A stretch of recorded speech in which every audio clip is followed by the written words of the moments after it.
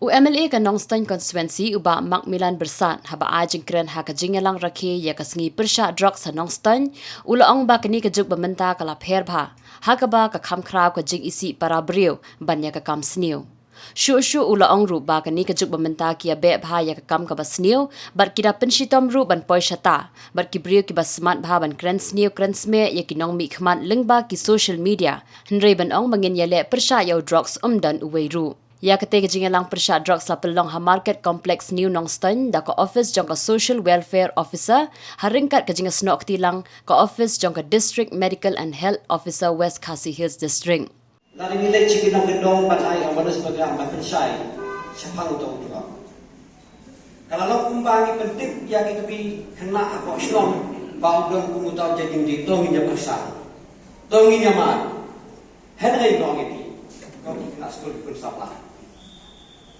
Misa jabe ya kan no kan kam pas new kita pun sitong ke besta. Ngai ini kisni le bagi social media. Lada iba ya ke jengklen jongi binong bekmat. Di pa komen jadi spa bagi hajangut. Di pa kan new di pa kan semen. Henry ba ong ba yang nyale pasha ya ke jinggi pa penbuat kumudok mudah mapus le bagi social media. Kakam kerau kencing isi para beliau banja bang isi ya kacing sendiri. Kadang kecup ini gelap ya. Ngasat pe social media. Ngasat pe ya gini kita lembah kita pakai Google. Hino kita patang destruktif.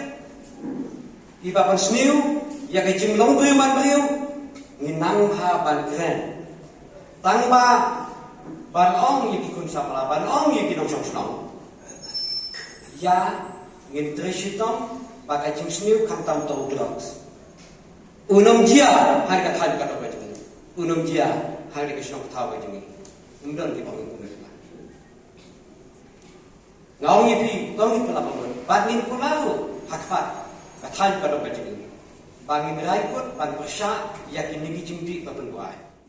Hakatikas ngi lai don lang ru Superintendent of Police ka West Khasi Hills uba HD lingdo bat ki DSP ki officer nak kitanat sarkar bapher ki khna school ki seng bhalang bat ki wei kala hamjilai lu ya bersang hi na kalian na kapor sa kapor i jam si kami di beliau kita quality iba hendak iba na kalian jong ka NDPS Act itu dikot dari act bala ban down kandidat drug usage, drug supply and drug usage. Kila salah bagi beliau ki tip anu elaborate tadi kata tanpa nak kapor ikan ni bersang dengan beri supply chain nasional.